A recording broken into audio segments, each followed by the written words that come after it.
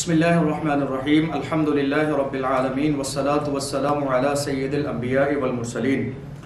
قال اللہ تبارک وتعالی فی القرآن العظیم کتب علیکم الصیام کما کتب علی الذین من قبلکم لعلکم تتقون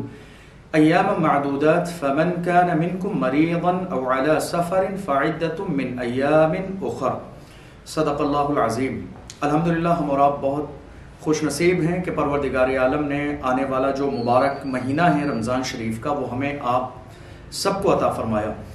قرآن عظیم کے اندر پروردگار عالم نے رمضان کے حوالے سے ارشاد فرمایا کتب علیکم الصیام، اے لوگو تمہارے اوپر رمضان کے روزے فرض کیے گئے، کما کتب علی الذین من قبلکم، جس طرح تم سے پہلے والوں پر فرض کیے گئے تھے، لعلکم تتقون، تاکہ تم متقی ہو جاؤ، پرہیزگار ہو جاؤ۔ اس کے بعد فرمایا گیا ایام معدودات، یہ جو روزے ہیں یہ بہت لمبی مدت کے روزے نہیں ہیں، بہت لمبے زمانے کے لیے روزے نہیں ہیں، بلکہ یہ چند دن ہے۔ پہلے روزے سے 30 روزے کا جو زمانہ ہے کتنی تیزی کے ساتھ گزر جاتا ہے، ہمیں اور آپ کو احساس بھی نہیں ہوتا۔ قرآن عظیم میں فرمایا گیا فمن کان منکم مریضا او علی سفر فعدۃ من ایام اخر، تو اگر کوئی شخص ایسا ہے جو مریض ہے یا حالت سفر میں ہے تو اس کو یہ رخصت دی گئی، یہ اجازت دی گئی کہ اگر وہ گنجائش ہے تو روزہ رکھ لے، اور اگر نہیں رکھ سکتا ہے تو ان روزوں کی قضا دوسرے دنوں میں کر لے۔ غور کرنے والی بات یہ ہے کہ یہ جو مبارک مہینہ ہے رمضان شریف کا، آپ اندازہ لگائیے یہ مبارک مہینہ ہمارے لیے کتنی اہمیت کا حامل ہے۔ اگر ہم دنیاوی لحاظ سے دیکھتے ہیں تو 2 سال کا زمانہ کورونا کا ایسا گزرا ہے کہ اس 2 سال کے زمانے میں حقیقت میں جو رمضان کے موقع پر ہمیں اور آپ سب کو جو لطف آتا تھا، جو مزہ آتا تھا، جو افطار کی برکتیں، جو سحری کا ماحول، جو نماز تراویح کا ماحول، جو تمام ماحول ہمارے سامنے ہوتا تھا، ایک دم نورانی فضا اور جو ہے معطر ہوائیں چلتی تھیں، 2 سال کے زمانے میں ہم نے گھر میں بند رہ کر لاک ڈاؤن کے زمانے میں جو رمضان شریف گزارے ہیں، یقیناً بڑا ہم پریشان تھے، ہر انسان پریشان تھا، لیکن اللہ کا احسان، اس کے محبوب کا کرم اور عنایت ہے کہ یہ جو آنے والا رمضان ہے، جو انشاءاللہ 2-3 دن میں ان قریب ہم رمضان المبارک کا چاند دیکھ کر روزے کی ابتدا کریں گے، ہمارے یہ سال بہت عظیم ہے کہ ہم بہت تیزی کے ساتھ رمضان المبارک کے اس مبارک ماہ کے قریب بڑھ رہے ہیں کہ جس مبارک ماہ میں اللہ نے ایک رات اتنی عظیم جو ہے بندوں کو عطا فرمائی، جس کے بارے میں کہا گیا لیلۃ القدر خیر من الف شہر، یہ عظیم رات اتنی عظیم ہے کہ جو 1000 مہینوں سے افضل ہے۔ یاد رکھیے اللہ کے رسول صلی اللہ علیہ وسلم نے قرآن عظیم کی جو آیت ہے اس کی بھی تلاوت فرمائی صحابہ اکرام کے درمیان۔ ایک بہت بڑا سوال آج کے زمانے میں لوگوں کے ذہن میں ہے اور لگاتار اس پر اختلاف بھی ہوتا ہے کہ رمضان المبارک کی مبارکباد پیش کرنا کیا جائز ہے یا جائز نہیں ہے۔ یاد رکھیے اللہ کے رسول صلی اللہ علیہ وسلم کا یہ مبارک انداز تھا کہ اللہ کے رسول صلی اللہ علیہ وسلم صحابہ اکرام کو جمع فرماتے، اور جمع فرمانے کے بعد اللہ کے رسول صلی اللہ علیہ وسلم رمضان کی آمد کا ذکر فرماتے کہ اے لوگو رمضان آنے والا ہے، وہ رحمتوں کا مہینہ ہے، وہ برکتوں کا مہینہ ہے، وہ عظمت والا مہینہ ہے۔ تو اس حدیث سے یہ ثابت ہوتا ہے کہ رمضان کی آمد سے پہلے رمضان المبارک کا ذکر کرنا یا کسی کو مبارکباد دینا شرعی طور پر کوئی قباحت اور حرج نہیں ہے۔ ہاں اتنا ضرور ہے بہت سے لوگ جو سوشل میڈیا پر ایک میسج رمضان کے آنے سے پہلے چلا دیتے ہیں کہ جس نے رمضان کی مبارکباد پیش کی سب سے پہلے تو وہ شخص جنتی ہے۔ یاد رکھیے گا اس طرح کی نہ تو قرآن عظیم کی کوئی آیت ہے اور نہ ہی اس طرح کی کوئی حدیث ہماری نظر سے گزری کہ جس میں یہ کہا گیا ہو کہ جو سب سے پہلے رمضان المبارک کی مبارکباد پیش کریں تو اس کے لیے جو ہے جنت واجب ہو جاتی ہے۔ اگر محض رمضان کی مبارکباد دینے سے جنت واجب ہو جاتی تو آپ اندازہ لگائیے پھر اعمال کا تو کوئی مطلب ہی نہیں نکلتا ہے، اور اگر کہیں اس طرح کی بات ہوگی بھی تو اس کا کچھ اور مطلب ہوگا۔ لیکن جس طرح سے ہم سوشل میڈیا پر محض یہ میسج چلا دیتے ہیں بغیر تحقیق کے، یہ مناسب نہیں ہے۔ رسول پاک صلی اللہ علیہ وسلم نے رمضان المبارک کے حوالے سے ارشاد فرمایا اے لوگو اس ماہ مبارک کا احترام کرو، اس لیے کہ جب رمضان کا مہینہ آتا ہے تو اللہ جنت کے دروازوں کو کھول دیتا ہے، جہنم کے دروازے بند کر دیے جاتے ہیں، شیطانوں کو زنجیروں میں قید کر دیا جاتا ہے، جنت سجائی جاتی ہے، آراستہ کی جاتی ہے۔ ایک حدیث میں رسول پاک صلی اللہ علیہ وسلم نے فرمایا اے لوگو رمضان کا مہینہ اتنا عظیم مہینہ ہے کہ اس مبارک ماہ کے شروع ہوتے ہی اللہ لوگوں کے رزق میں اضافہ فرما دیتا ہے. اور یقیناً یہ ایک پریکٹیکل بات بھی ہے جو ہم اور آپ سب جانتے ہیں. وہ نعمتیں جو ہمیں آپ کو ہر غریب اور امیر کو رمضان المبارک کے مہینے میں میسر آ جاتی ہیں، جو مل جاتی ہیں، پوری سال بہت ساری ایسی نعمتیں ہیں جو نہیں میسر آتی ہیں. اللہ کے رسول نے فرمایا رمضان کا وہ عظیم مہینہ کہ اس مبارک مہینے میں رزق کو بڑھا دیا جاتا ہے، نعمتوں میں اضافہ کر دیا جاتا ہے، پریشانیوں کو دور کر دیا جاتا ہے. ارشاد فرمایا گیا اے لوگو رمضان کے روزے رکھو. فرمایا میرے رسول نے اے لوگو دن میں روزہ رکھو، رات کو قیام کرو. دو چیزیں رسول پاک نے حدیث میں بیان فرمائی، دن کو روزہ اور رات کو قیام. روزے کو تو ہم جانتے ہیں، لیکن قیام کا مطلب ہے نماز تراویح. یاد رکھیے نماز تراویح بہت اہم ہے، چونکہ اللہ کے رسول صلی اللہ علیہ وسلم نے فرمایا نماز تراویح میں شرکت کرو، قرآن سنو، قرآن کی برکتوں سے مالا مال ہو. اس لیے کہ روزہ اور قرآن یہ دو اتنی عظیم نعمتیں ہیں کہ قیامت کے دن روزہ بھی روزے دار کے لیے بارگاہ الہی میں شفاعت کرے گا. اور قرآن جس بندے نے پڑھا ہوگا یا نماز تراویح میں یا نماز تراویح کے علاوہ جب بھی قرآن سنا ہوگا تو قیامت کے میدان میں قرآن بارگاہ الہی میں اس پڑھنے اور سننے والے کی شفاعت کرے گا. اللہ کے رسول صلی اللہ علیہ وسلم نے فرمایا اے لوگو رمضان کے اس مبارک ماہ کی قدر کرو. اس میں بہت جو عظیم اوقات ہیں، سحری کا وقت بہت عظیم ہے، افطار کا وقت بہت عظیم ہے، تراویح کا وقت بہت عظیم ہے، نماز تہجد کا وقت بہت عظیم ہے. ان تمام اوقات کی قدر کرنا چاہیے. آج تو حال یہ ہے کہ ہم اپنے لگاتار تیاریوں میں لگے رہتے ہیں.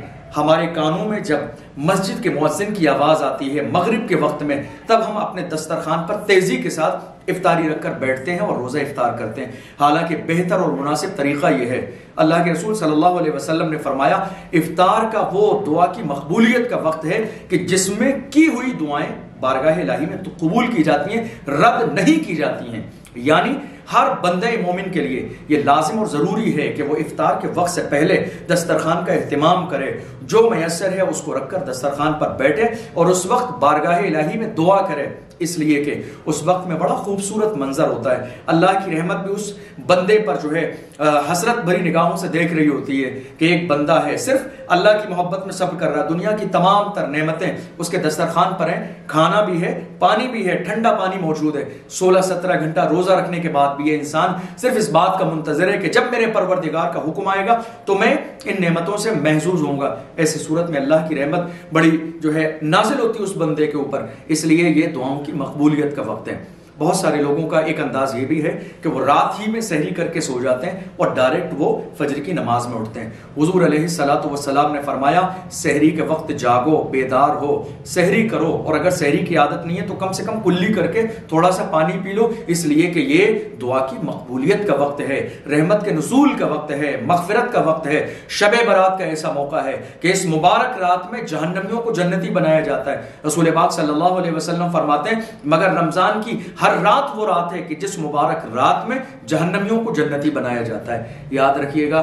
بہت عظیم رات ہے. آنے والے اس مبارک ماہ کا استقبال کیجئے، تیاری کیجئے، نمازوں کا اہتمام کیجئے، قرآن کی تلاوت کا اہتمام کیجئے، نماز تراویح کا بالکل تہیہ کر لیجئے، ارادہ کر لیجئے، عزم مصمم کر لیجئے کہ ہمیں پہلی تراویح سے لے کر 30 تراویح مکمل پڑھنا ہے، مکمل قرآن نماز تراویح میں سننا ہے. یاد رکھیے گا ہمارے بہت سارے احباب اس طرح کے بھی ہیں کہ وہ افطار کرنے کے بعد لا محالہ گرمی کا موسم ہے، ہر شخص پریشان ہو جاتا ہے، تھک جاتے ہیں لوگ، عجیب سی کیفیت ہوتی ہے افطاری کے بعد، آرام کرنے کا دل چاہتا ہے. افطاری کے بعد جب ہمارے پیٹ میں کچھ کھانا جاتا ہے تو ایک سستی اور غفلت کا ماحول ہوتا ہے. اور ایسے عالم میں بہت سارے ہمارے بھائی ایسے بھی ہیں جو نماز تراویح کو چھوڑ دیتے ہیں، نظر انداز کر دیتے ہیں. یاد رکھیے گا ایک وقت کی نماز چھوڑنا گناہ کبیرہ ہے، ناجائز و حرام ہے، اللہ کی ناراضگی کا ذریعہ ہے. اور یہ تو وہ عظیم راتیں ہیں جو مغفرت کی اور جہنم سے آزادی کی راتیں ہیں، نجات کی راتیں ہیں، اللہ کا انعام حاصل کرنے کی راتیں ہیں، عنایات الہی کی راتیں ہیں. ان راتوں کو ہمیں تھوڑی دیر آرام نہیں کرنا ہے، سستی سے کام نہیں لینا ہے، بلکہ ہمیں پابندی کے ساتھ پہلے روزے سے یہ بلکہ چاند دیکھتے ہی اور آج سے آپ یہ عہد کر لیجئے کہ ہمیں آنے والے اس مبارک مہینے میں مکمل بہتر انداز میں تیاریوں کے ساتھ نماز تراویح پڑھنا ہے. بہت سے ہمارے احباب ایسے بھی ہیں جو سحری کرنے کے بعد جب سحری کر لیتے ہیں تو سحری کرنے کے بعد میں وہیں وہ اپنے بستر پر لیٹ کر سو جاتے ہیں اور وہ فجر کی نماز کو لگاتار چھوڑ دیتے ہیں۔ یاد رکھیے گا، ایک وقت کی نماز چھوڑنا بھی گناہ کبیرہ ہے، حرام ہے۔ نماز فجر آپ کو چھوڑنا نہیں ہے، یہ رحمت کا وقت ہے، اللہ کی عطا کا وقت ہے، عنایات الہی کا وقت ہے، اور یقین جانیے کہ اور دنوں کے مقابلے میں جو فجر کی نماز ہے وہ بہت ہلکی اور مختصر کر دی جاتی ہے۔ نہ اتنی دیر اذان کے بعد انتظار کیا جاتا ہے رمضان میں، اور نہ ہی اتنی لمبی قرات کی جاتی ہے، بلکہ رمضان کے مہینے میں فجر کی نماز بہت مختصر پڑھائی جاتی ہے۔ شاید اس کی ایک وجہ یہ بھی ہے کہ لوگ جاگے ہوئے ہوتے ہیں، اور ایک دوسری وجہ یہ ہے کہ ان کا اپنا پیٹ سحری سے بھرا ہوا ہوتا ہے، تو کہیں ایسا نہ ہو کسی کو کوئی دشواری ہو یا وضو ٹوٹنے کا کوئی خطرہ ہو، اس لیے ویسے ہی نماز فجر بہت مختصر پڑھائی جاتی ہے۔ اس لیے آپ کوشش کیجئے کہ رمضان کی برکتوں سے مالا مال ہوں، اور یاد رکھیے گا اس مبارک مہینے میں جہاں آپ کو اپنا خیال ہے، اپنی فیملی کا خیال ہے، اچھی نرم غذاؤں کو کھانے کا خیال ہے،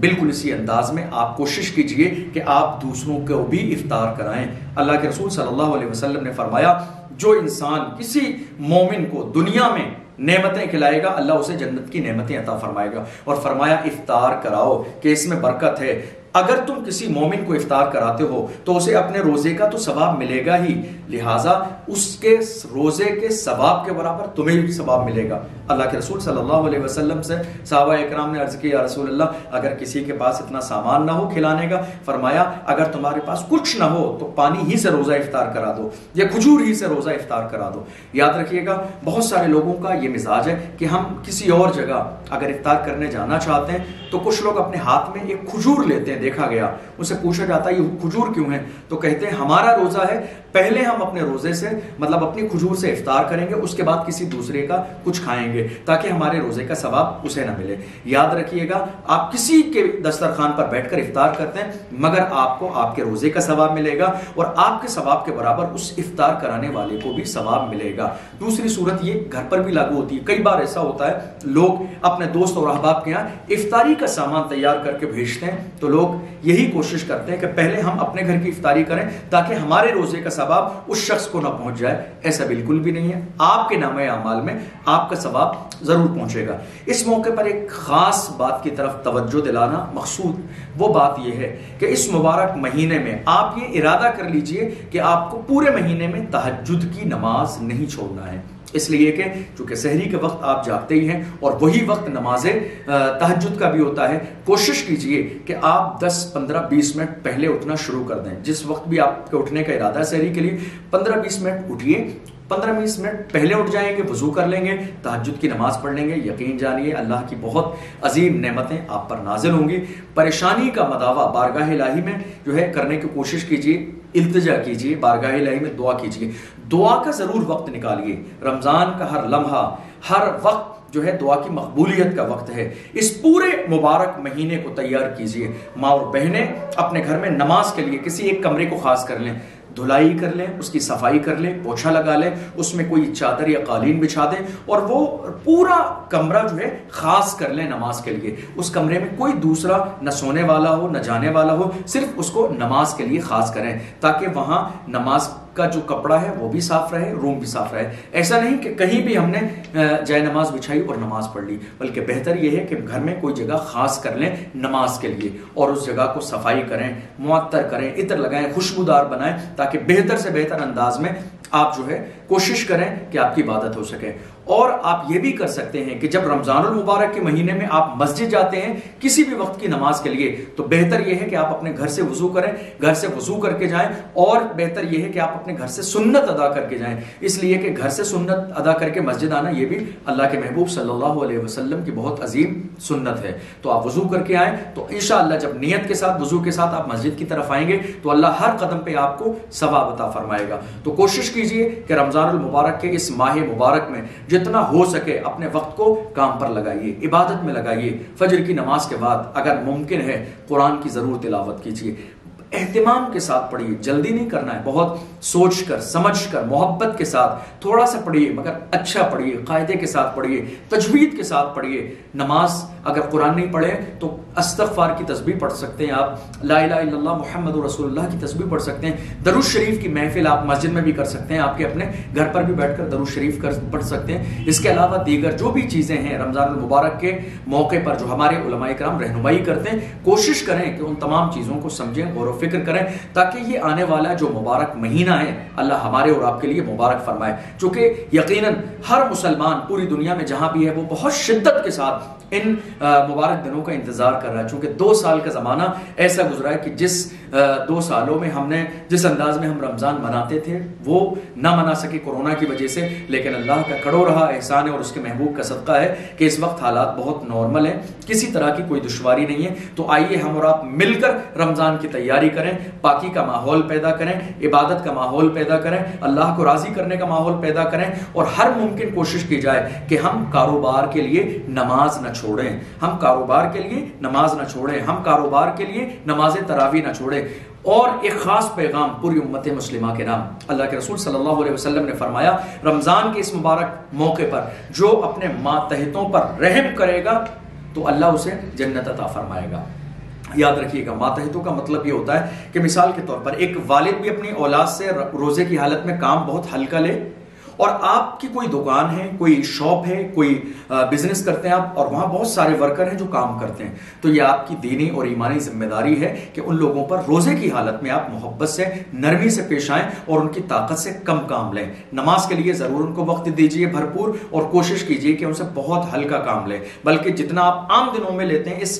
گرمی کے موسم میں روزے کی حالت میں اس سے آدھا کام لیں. اور یہ جو بھلائی ہے, ایسا نہیں ہے کہ آپ کے کام میں کمی آ جائے گی, رزق میں کمی آ جائے گی کام کم کرانے کی وجہ سے, ایسا بالکل بھی نہیں ہے. حضور نے فرمایا رمضان کے مہینے میں اللہ رزق کو بڑھا دیتا ہے, اضافہ کر دیتا ہے. آپ اپنی بہتر نیت کے ساتھ اپنے کام کرنے والوں پر محبت سے نرمی کریں گے تو اللہ کہیں نہ کہیں اس کا ضرور آپ کو بدلہ عطا فرمائے گا. اس لیے کوشش کیجئے, مزاج بنائیے, نماز تراویح پڑھنی ہے, فجر کی نماز بھی پڑھنی ہے, اور جس طرح ہمارے علماء کرام ہمیں گائیڈ کرتے ہیں ہمیں اس کے مطابق جو ہے نماز پڑھنی ہے, روزے کو مکمل طریقے سے اسی انداز میں رکھنا ہے, اور کسی بھی صورت میں ہمیں رمضان کا ایک روزہ بھی نہیں چھوڑنا ہے. یہاں تک بیان فرمایا گیا کہ اگر کوئی انسان رمضان کا ایک روزہ جان بوجھ کر چھوڑ دے, اس کے بعد وہ پوری زندگی روزہ رکھے, وہ پوری زندگی کے روزے اس ایک روزے کا بدل نہیں ہو سکتے, اس کے برابر نہیں ہو سکتے. اس لیے ہر ممکن کوشش کیجئے کہ اس ماہ مبارک کو بھرپور بہتر انداز میں منائیں, اور نماز تہجد کا ضرور اہتمام کریں. ہماری مائیں بھی سحری کے لیے اٹھیں جب تیاری کے لیے